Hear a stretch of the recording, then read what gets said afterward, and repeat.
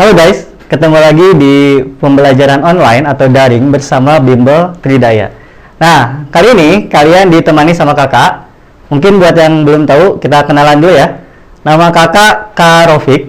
Kakak adalah salah satu tutor matematika di Bimbel Tridaya, unitnya unit fundamental.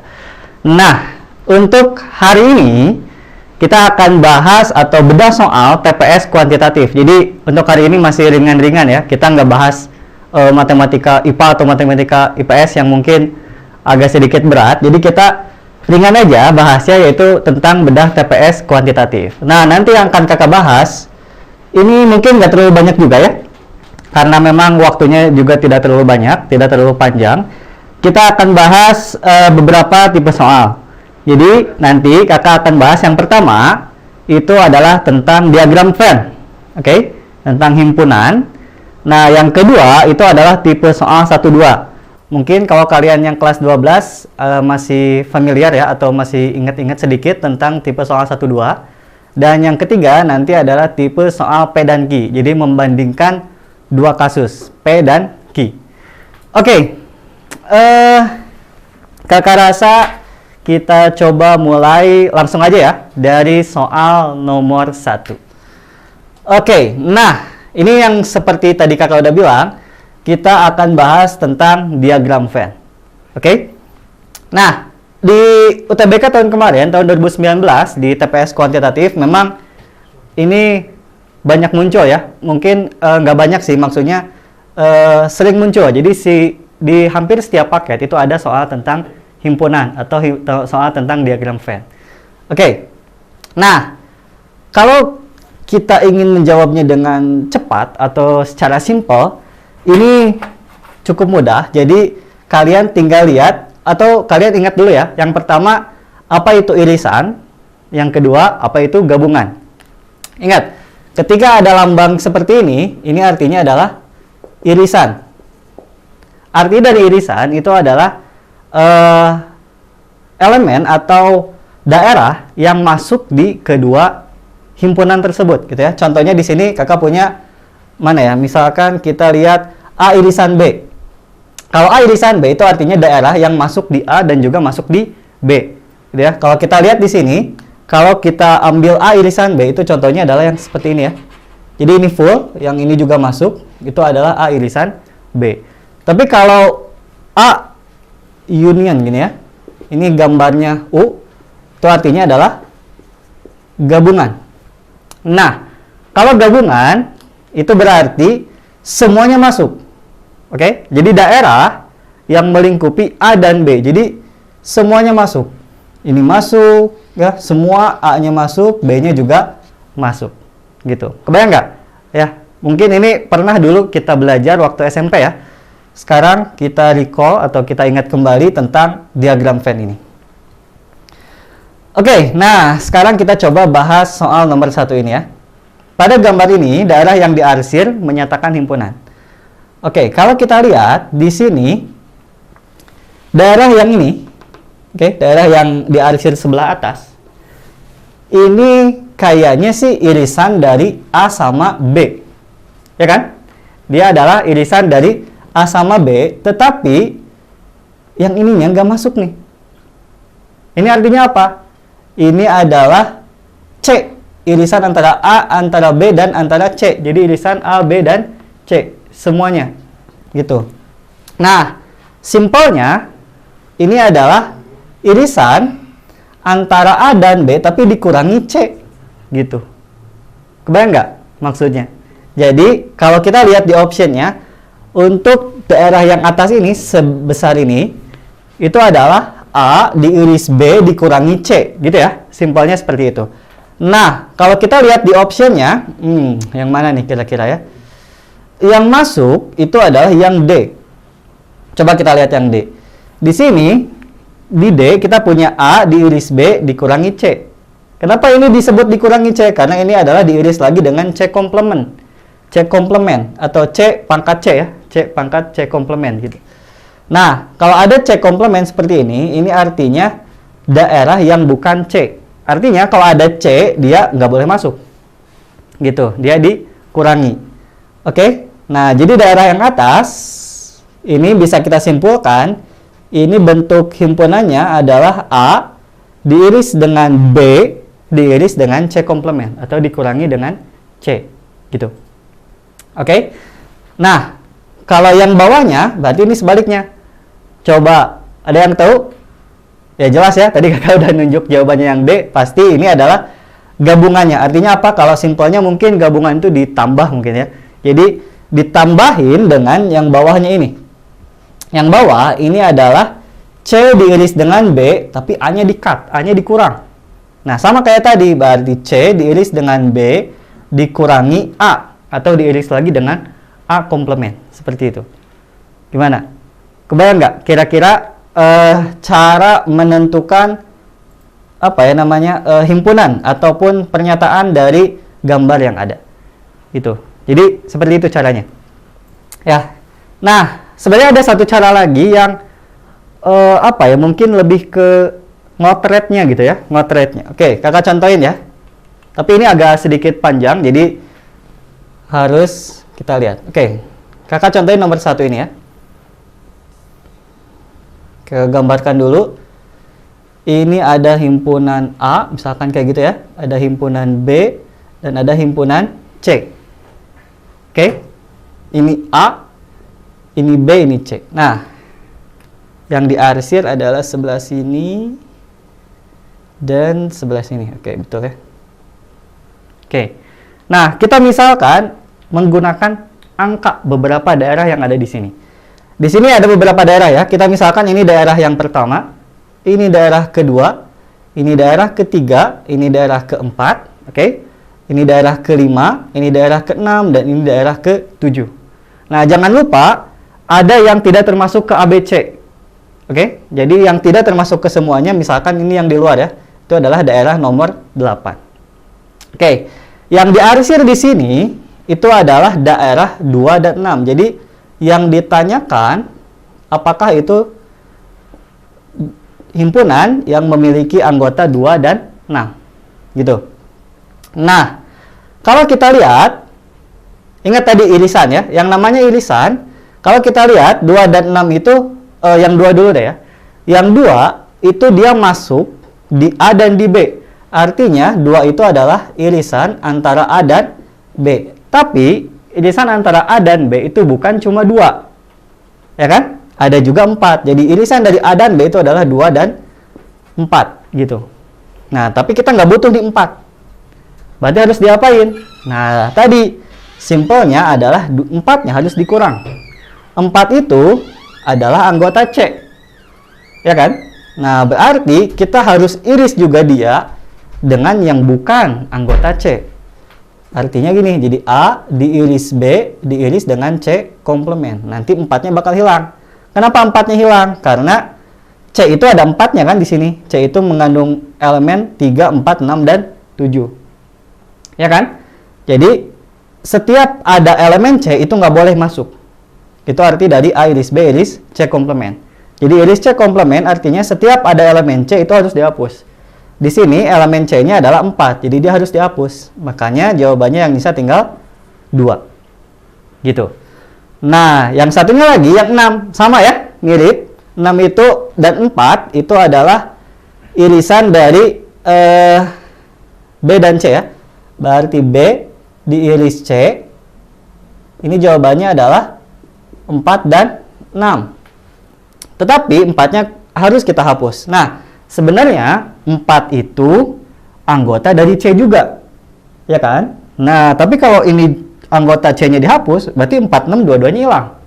Gitu. Nah, kita mau menghapus dengan menghapus 4-nya aja. Berarti kita harus cari himpunan yang ada 4-nya, tapi bukan C, bukan B. Ya jelas yang A gitu. Kebayang nggak? Jadi ini kita hapus juga. Jadi B diiris C, diiris lagi dengan A komplement. Jawabannya tinggal yang 6. Gitu. Makanya 2 dan 6 atau 2 ditambah 6 ini bisa kita peroleh dari A diiris dengan B, diiris dengan C komplement, nanti digabung dengan ini. Ini adalah B, ini kurungin dulu ya. B diiris dengan C, diiris dengan A komplement. Gini ya. Kayak gitu. Oke? Kebayang nggak? Ya, jadi gimana ya? Kalau misalkan kalian bingung dengan cara langsung, tadi kan kakak contohin dengan cara langsung ya. Kita menduga-duga atau melihat langsung dari gambar, kira-kira ini jawabannya yang mana. Nah, kalau kalian bingung, kalian bisa ngotret seperti ini. Ya, jadi dimisalkan semua daerahnya itu dengan menggunakan dinomori, gitu ya, dikasih nomor. Jadi si A dia punya himpunan 1, 2, 3, 4, si B punya himpunan 2, 4, 5, 6, dan seterusnya. Oke? Nah, kayak gitu salah satu contohnya. Oke. Kakak harap kalian bisa paham dengan apa yang ada di nomor 1 ini, karena emang ini cukup panjang ya, dia cukup kompleks daerahnya. Oke? Kita coba lihat nomor kedua ya. Nah, ini juga sama ya. Mudah-mudahan kelihatan nih gambarnya karena agak sedikit tidak terlalu tegas ya warnanya. Yang ini kakak hapus ya. Yang A, yang nomor 1 tadi.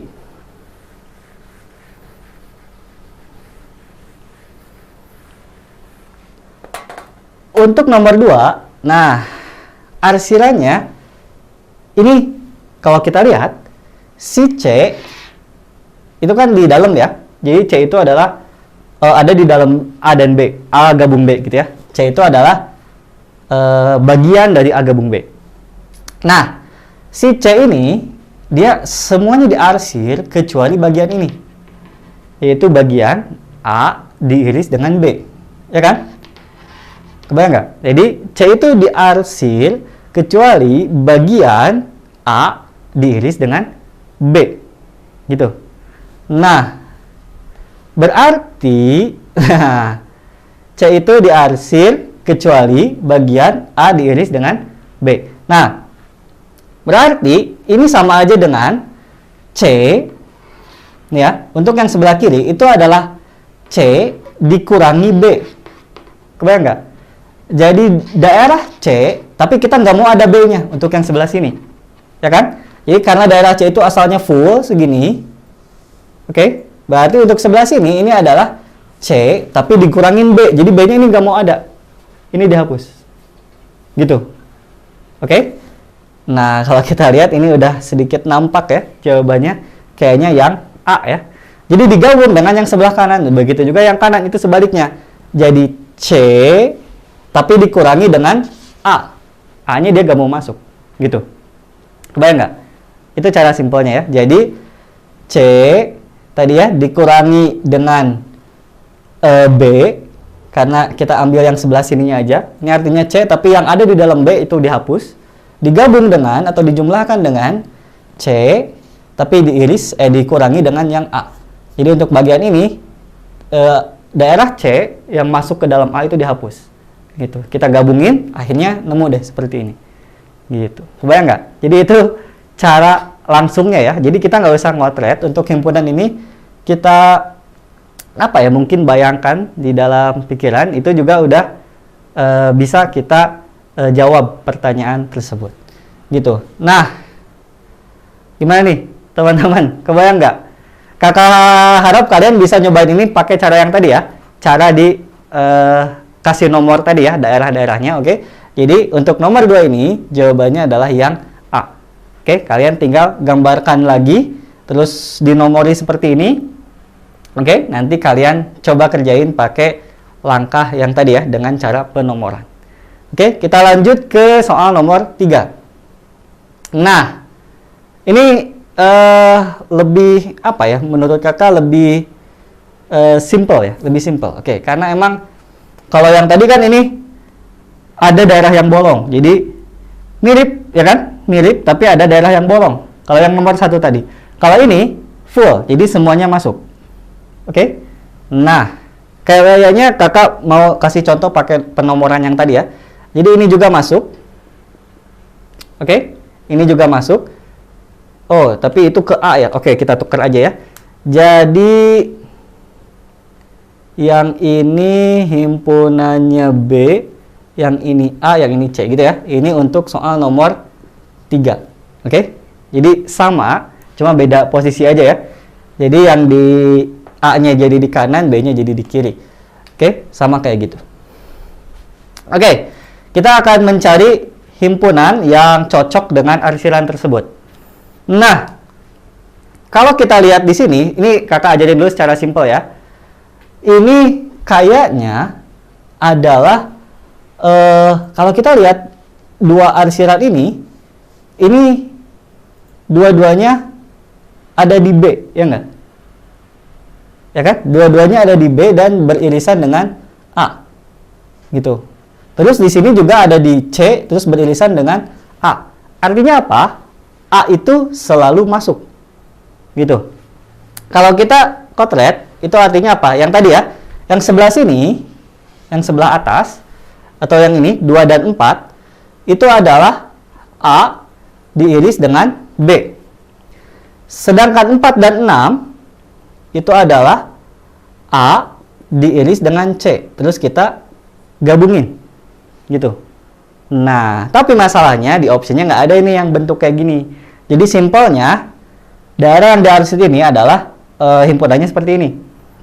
Yang sebelah sini, 2 dan 4, itu adalah A diiris dengan B. Sedangkan 4 dan 6 itu adalah A diiris dengan C.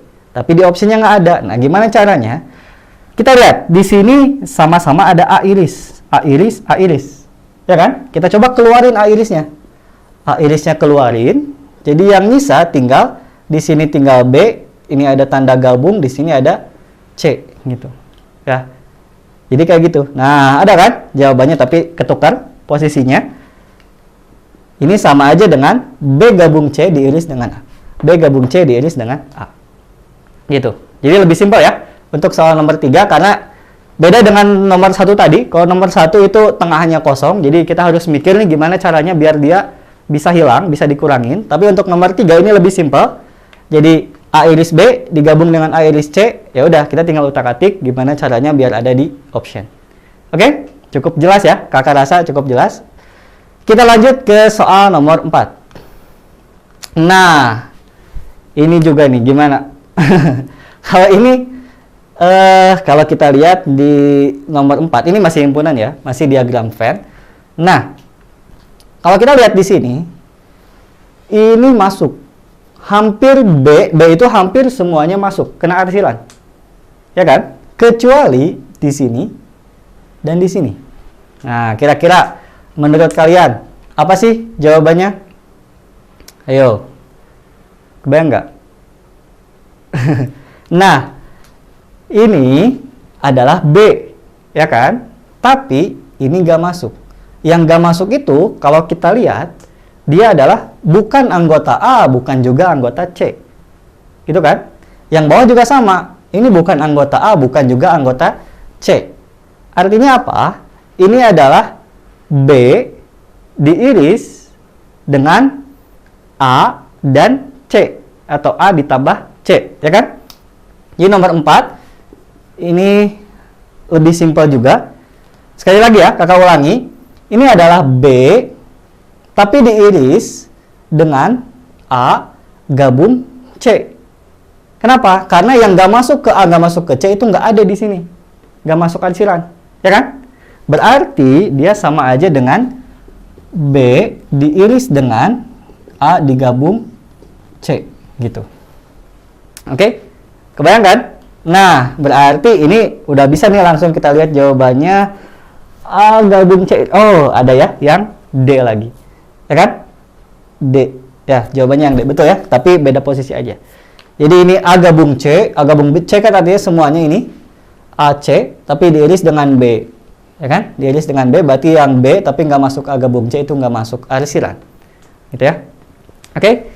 Cukup simpel juga kakak rasa. Nanti kalau ada yang mau ditanyain, boleh ditanyain ke tutornya di Tridaya ya. Oke, kita lanjut ke soal nomor 5. Ini soal terakhir di tentang diagram Venn ya, tentang himpunan. Oke, di sini, nah ini mirip sama yang tadi nomor 4 ya. Jadi di sini C-nya masuk. Nggak ada pengecualian. Semua C masuk. Artinya, nanti ini pasti ada C-nya gitu ya.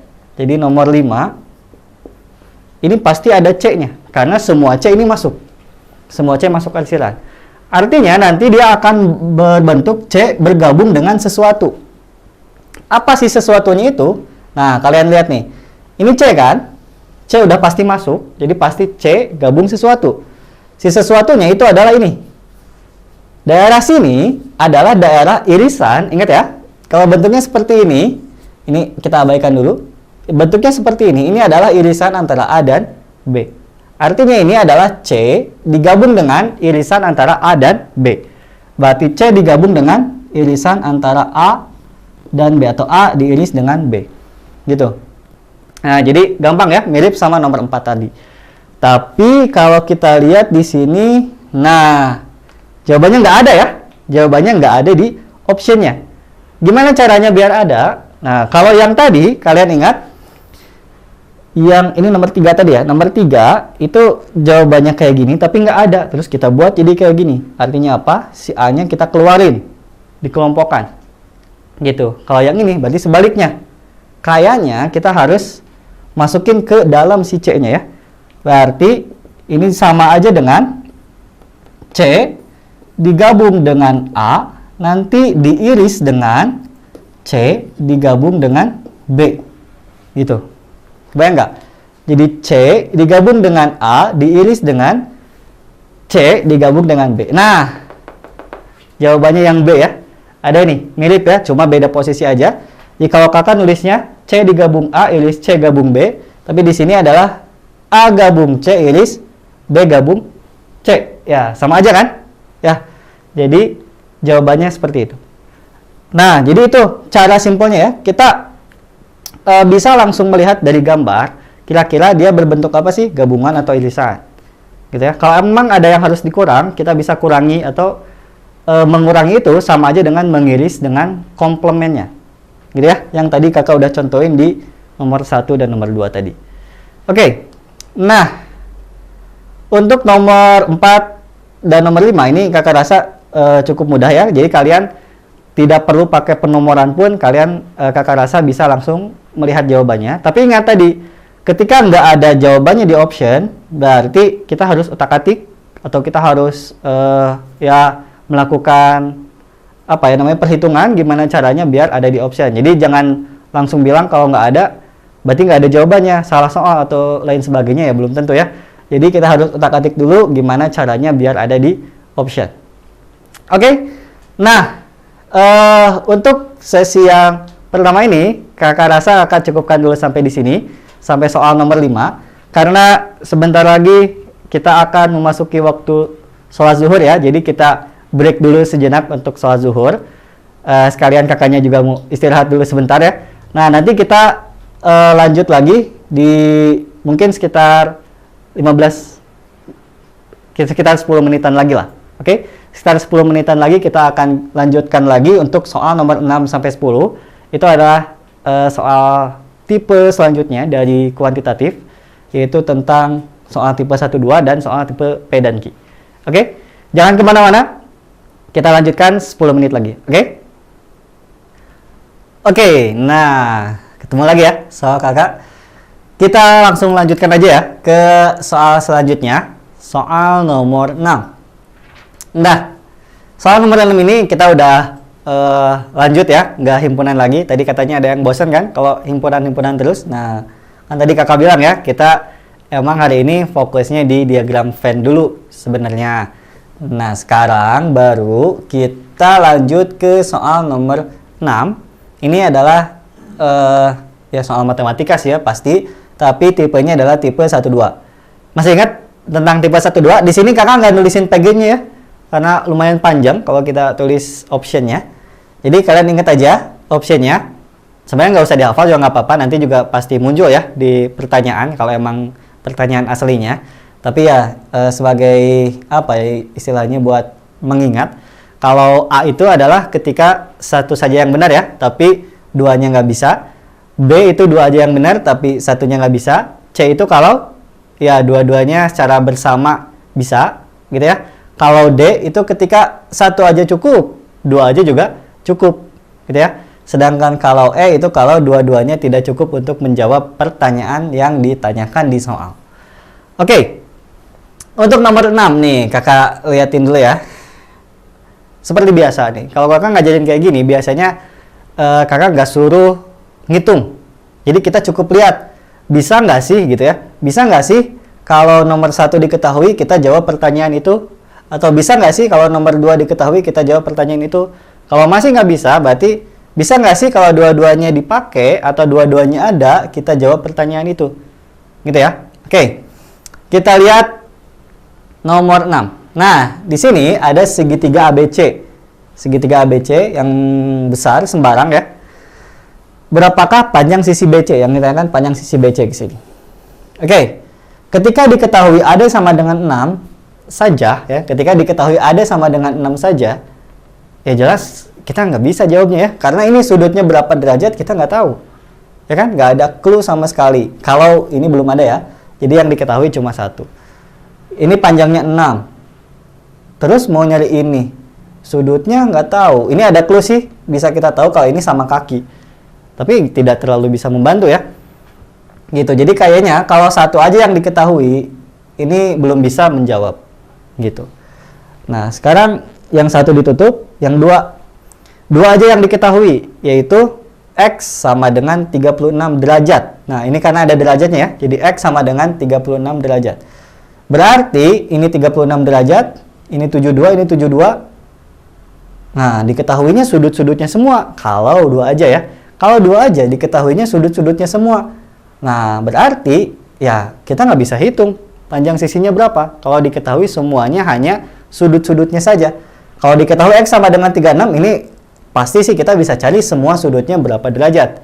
Ya kan? Tapi kalau diketahui sudut-sudut dalam segitiga, kita tidak bisa menghitung atau mencari panjang salah satu sisinya. Satu pun tidak bisa. Oke, karena kalau diketahuinya sudut-sudut, ada banyak kemungkinan kombinasi sisi-sisinya ya, tak terhingga banyaknya.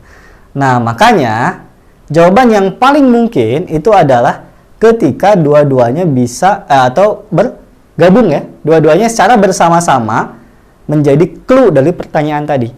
Jadi, panjang AD-nya 6, sudutnya ini 36 derajat.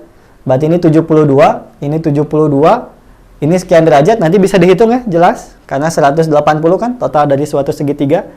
Nah, ketika ini dua-duanya ada, nah tadi kata kakak, kita nggak usah ngitung. Sebenarnya kita cukup ngira-ngira aja, bisa nggak sih jawab pertanyaan itu? Kalau ini 36 derajat, ini ada panjangnya 6, otomatis ini juga nanti bisa kita cari ya. Karena ini 72 kan, berarti ini 108 derajat, karena ini sudutnya berpelurus. Dengan menggunakan ya konsep tadi segitiga 180 derajat juga total semua sudutnya, berarti ini juga bisa kita cari. Nanti dengan menggunakan aturan sinus kita bisa mencari sisi yang ini, sisi BD, atau mau nyari sisi BA juga atau AB juga bisa, ya kan? Nah, nanti kita tinggal cari panjang sisi BC dengan menggunakan aturan sinus juga, karena diketahui sisi sudut-sudut, ya kan? Atau sudut-sudut sisi. Gitu. Oke, jadi untuk nomor 6 ini, nah kakak nggak usah ngitung nilainya berapa, karena itu panjang ya, dan sudutnya ini bukan sudut istimewa. Ya, 36 derajat, meskipun 36 derajat sebenarnya bisa dicari ya, tapi ya jelek ya, akar-akaran lah ya, akaran-akaran. Jadi tidak usah kita hitung, cukup kita lihat bisa atau enggak. Gitu, dan jawabannya bisa. Kalau apa? Kalau dua-duanya secara bersama-sama menjadi clue dari pertanyaan tersebut. Oke, dua-duanya secara bersama-sama. Artinya jawabannya adalah yang C. Tadi ingat ya, kata kakak, kalau dua-duanya secara bersama-sama bisa menyelesaikan soal tersebut, artinya jawabannya yang C. Oke. Nah, selanjutnya kita langsung lihat saja soal nomor 7. Masih tentang soal 1 dan 2 ya. Oke. Di sini, nah ini himpunan lagi ya, tulisannya himpunan, tapi sebenarnya lebih ke apa ya, statistik mungkin ya, statistika. Diketahui 4 buah bilangan, yaitu ada W, X, Y, dan Z. Oke. Pertanyaannya simple, apakah jangkauan dari S lebih besar dari 3? Gitu. Nah, di sini anggap saja ini bilangannya tidak terurut ya. Jadi ada W, X, Y, dan Z, dia tidak terurut.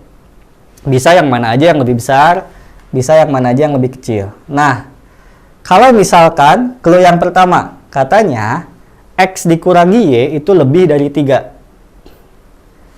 Oke, kita tulis aja lah. Clue yang pertama itu adalah X min Y lebih dari 3. Artinya apa?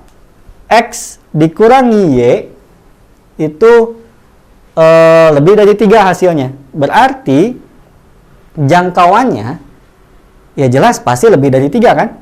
Karena X sama Y aja kalau dikurangin udah lebih dari 3. Sedangkan X dan Y itu bisa misalkan ya, urutannya sama kayak itu bisa W, X, Y, Z. Seperti ini udah lebih dari 3, apalagi Z dikurangi W. Ya kan? Kalau urutannya seperti ini. Ya, kalaupun X sama ini misalkan Y di sini ya. Y, W, X dan Z dulu ya. Z baru X. Nah, kalaupun seperti ini, artinya X dan Y-nya bilangan yang terbesar dan terkecil, X dikurangi Y lebih dari 3, jelas. Ya kan? Karena ada di clue yang pertama. Jadi ketika ditanya apakah jangkauan S lebih besar dari 3, jawabannya pasti iya. Ya kan? Karena ketika kita punya X kurang dari Y lebih dari 3, otomatis jangkauannya juga pasti lebih besar dari 3. Gitu ya. Karena sepasang bilangannya selisihnya sudah lebih dari 3, pasti bilangan yang lainnya pun ketika dikurangin akan lebih dari 3, kalau dia bukan bilangan terbesar dan terkecilnya. Tapi kalau dia bilangan terbesar dan terkecilnya, berarti jangkauannya adalah si X dikurangi Y itu. Gitu. Oke? Kebayang ya? Jadi yang satu itu bisa. Kita lihat yang kedua. X adalah bilangan terbesar dan Y adalah bilangan terkecil dalam S. Ketika nomor 2 diketahui, nah, tapi kan kita nggak tahu X dikurangi Y-nya berapa, ini anggap nomor satunya nggak ada. Gitu kan? Anggap nomor satunya nggak ada. Berarti X dikurangi Y akan lebih dari 3? Ya nggak tahu. Nggak disebutkan kan di soalnya. Oke? Nah, berarti dari sini bisa kita ambil kesimpulan kalau jawabannya itu hanya yang satu. Oke? Jadi, untuk menjawab pertanyaan tersebut, apakah jangkauan dari S lebih besar dari 3, itu cukup pernyataan yang nomor 1 saja. Gitu. Oke? Jadi cukup X kurang dari Y lebih dari 3. Jawabannya apa? Kalau cukup nomor 1, jawabannya adalah yang A ya. Jadi 1 saja sudah cukup untuk menjawab pertanyaan tersebut, tetapi 2 saja tidak cukup. Gitu. Oke, cukup jelas ya. Jadi ini lebih mudah. Ini tentang jangkauan. Jadi cukup jangkauan itu jangan lupa ya, tinggal X terbesar dikurangi X terkecil. Oke, kita lanjutkan ke soal nomor 8. Nah, ini sudah mulai membandingkan ya antara P dan Q. Kita lihat dulu yang ditanyakan. Katanya P itu banyaknya seluruh bola dalam kotak, sedangkan Q itu adalah 30. Oke, kita lihat soalnya. Sebuah kotak berisi beberapa bola, jadi kita nggak tahu bolanya ada berapa. Setiap bola diberi label bernomor bilangan bulat positif. Titik ya, sampai sini titik. 10 dari bola dalam kotak mempunyai label bilangan lebih dari 18. Jadi ada 10 bola yang lebih dari 18. Gitu. Oke, itu clue yang pertama. Titik lagi nih sampai sini. Dari kotak diambil sebuah bola. Oke. Peluang bola yang terambil bernomor 18 atau kurang adalah 2/3. Artinya, peluang yang terambil, kakak langsung aja tulis ya. Kurang dari sama dengan, karena di sini bernomor 18 atau kurang, berarti kurang dari sama dengan 18. Ini katanya sama dengan 2/3. Nah, ingat. Peluang itu totalnya harus sama dengan 1. Artinya, ketika kita punya peluang yang kurang dari sama dengan 18, jawabannya 2/3, berarti peluang yang lebih dari 18, itu jawabannya adalah 1/3. Ya kan? Dari mana? Tinggal 1 dikurangi 2/3. Jadi 1/3. Nah, sedangkan di sini, kita tahu kalau ada 10 bola, jadi ini bukan 10 bola ya, tapi ada 10 bola yang nomornya lebih dari 18. Dan peluang itu, ingat, banyaknya yang lebih dari 18 dibagi banyak keseluruhannya, gitu ya. NA per NS. Kakak ulangi ya. Per NS. Ini adalah 1/3. Gitu. Kita tahu dari clue sebelumnya, kalau N yang lebih dari sama dengan 18, itu jawabannya adalah 10. Berarti 10 per jumlah keseluruhan bola dalam kotak, itu adalah 1/3. Berarti kalau kita kali silang, NS-nya adalah 30. Jadi, jumlah keseluruhan bola dalam kotak itu ada sebanyak 30 bola. Gitu. Kebayang nggak sampai di sini? Oke. Jadi gitu ya caranya. Kita gunakan apa yang diketahui di soal atau clue-clue yang ada. Terus kita menggunakan teori peluang tadi sedikit, yaitu peluang komplement. Ini namanya peluang komplement kan? Itu adalah 1 dikurangi peluang dari si A-nya itu sendiri. Gitu. Jadi ketika kita mau mencari peluang bola yang lebih dari 18 nomornya, itu tinggal yang kurang dari sama dengan tadi ya, 1 dikurangi yang kurang dari sama dengan ini. Jadi jawabannya adalah 1/3 gitu. Oke, nah berarti ini belum beres ya. Kita baru tahu kalau ternyata banyaknya seluruh bola dalam kotak artinya P. P itu sama dengan 30. Jadi P ini sama dengan 30. Nah, katanya di sini Q-nya juga 30. Artinya apa jawabannya? Ya jelas, jawabannya adalah yang C, yaitu P sama dengan Q. Ya, 30 sama dengan 30. Oke, sampai sini ada yang mau ditanyakan? Kayaknya cukup jelas ya. Ini cukup mudah. Kakak rasa kalau bagian peki-peki seperti ini masih cukup mudah ya. Kita lanjutkan aja yuk ke soal nomor selanjutnya, soal nomor 9. Oke, di sini ada clue, katanya cuma satu nih clue-nya, yaitu X lebih besar dari 0, X positif. X lebih besar dari 0. Tapi di sini nggak disebutkan X itu bilangan apa. Bisa bilangan asli, bilangan caca, bilangan bulat, bilangan real, bilangan apapun bisa kan? Ya, makanya kita ambil yang secara umum, yaitu X-nya anggota bilangan real. Oke. Nah, P kita tahu itu adalah X dikali X plus 2 ditambah X plus 2. Sedangkan Q itu adalah X plus 1 dikali X plus 3. Oke. Kalau kita bandingkan antara P dan Q, oke. Nah, coba kakak utak-atik yang P-nya dulu ya. P, di sini kita punya X dikali X plus 2 ditambah lagi dengan X plus 2. Berarti ini sama dengan, kalau kita kaliin ke dalam, jadi X kuadrat ditambah 2X ditambah X ditambah, gak usah digituin ya. Kalau misalkan kakak keluarin X plus 2-nya, jadi X plus 2-nya kita keluarin, berarti di sini itu kan sisa tinggal X, di sini sisa tinggal 1. Oke, jadi pemfaktorannya atau secara faktor, P itu bisa kita tulis sebagai X plus 1 dikali X plus 2. Sedangkan Q itu bentuknya udah pemfaktoran, yaitu X plus 1 dikali X plus 3. Gitu.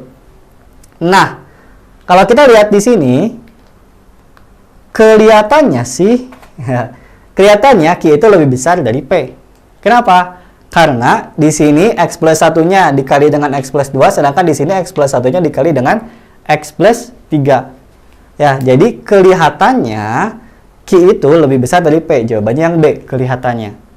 Tapi, kalau kita coba kalikan, kali pelangi ya, seperti biasa, kali pelangi. Yang ini juga. Nah, berarti dari sini bisa kita peroleh P-nya, kalian nulisnya ke bawah ya. P itu adalah berarti X kuadrat ditambah 3X ditambah 2, sedangkan Q itu adalah X kuadrat ditambah 4X ditambah 3. Gitu. Nah, kalau tadi kita asumsikan, berdasarkan tadi dugaan kita, kalau Q itu akan lebih besar daripada P, berarti ini tandanya harusnya gini ya. Oke, harusnya kayak gini. Q lebih besar daripada P. Oke, kita coba utak-atik ya. Nah, X kuadratnya bisa kita coret. Terus 4X-nya pindahin ke sini, berarti jadinya negatif X. 2-nya pindahin ke sana, berarti jadinya 1. Ya kan? Nah, Kita lihat X kuadrat, ya kan? Betul? Negatif X, ini pindah ke sini negatif X, ini pindah ke sana jadi 1. Berarti kalau kita lihat X-nya ini lebih besar dari negatif 1. Ya kan? Jadi, jadi P akan kurang dari Q itu untuk X yang lebih besar dari negatif 1. Ya kan? P akan lebih dari, Q akan lebih dari P itu untuk X yang lebih besar dari negatif 1. Di sini, tadi clue-nya adalah X lebih besar dari 0. Kalau X lebih besar dari 0, pasti X lebih besar dari negatif 1. Artinya apa? Memenuhi dugaan kita tadi. Kalau Q lebih besar dari P. Oke. Sampai di sini. Ada yang mau ditanyakan dulu? Nah, kalau kita lihat di optionnya, berarti jawabannya adalah yang B. Ya, jadi Q-nya lebih besar daripada P. Gitu ya. Jadi secara secara kasat mata mungkin bisa langsung kelihatan dari sini. Kalau yang P itu X plus 1 kali X plus 2, sedangkan Q-nya X plus 1 kali X plus 3. Berarti kan otomatis untuk X yang positif, Q-nya pasti lebih besar dari P. Gitu ya. Dan ternyata setelah kita hitung juga benar ya. Jadi ketika P kurang dari Q, itu syaratnya adalah X harus lebih besar dari negatif 1. Gitu. Nah, ternyata betul tadi karena sesuai dengan syaratnya ya. Syaratnya adalah X lebih dari 0, jadi X lebih dari 1 ini sudah terpenuhi. Oke, jadi jawabannya adalah yang B, yaitu Q lebih dari P. Oke, soal terakhir, soal nomor 10. Nah, ini balik lagi ya ke soal 1 dan 2. Di sini, coba kita lihat gambarnya. Ada 3 buah garis lurus berpotongan di satu titik O. Nah, kita anggap 2 garis yang ini berpotongannya tegak lurus ya. Karena kelihatannya dia tegak lurus. Meskipun tidak ada tandanya, tapi kita anggap tegak lurus saja. Berarti si 3Z kuadrat, maksudnya 3Z derajat ini, harusnya sudutnya adalah 90 derajat ya. Berarti, harap cukup ya, segini. 3Z derajat itu harus sama dengan 90 derajat. Artinya nanti Z-nya akan sama dengan 30. Oke, Z-nya 30 ya. Jadi ini udah ketahuan dari gambar kalau Z-nya sama dengan 30. Oke, yang ditanyakan adalah berapakah nilai dari X tambah Y tambah Z dalam derajat. Oke, kita lihat. Kalau diketahui X banding Y itu adalah 2 banding 1. Ini 90 derajat. Karena ini 90, ini pasti 90 juga. Oke, kalau ini 90 derajat, otomatis 2Y ditambah X itu juga harus sama dengan 90 derajat. Oke, 2Y ditambah X ini juga harus sama dengan 90. Artinya di sini, karena X banding Y itu adalah 2 banding 1, berarti X itu sama dengan 2 kalinya Y. Berarti X itu 2 kalinya Y. Jadi 2Y ditambah 2Y sama dengan 90.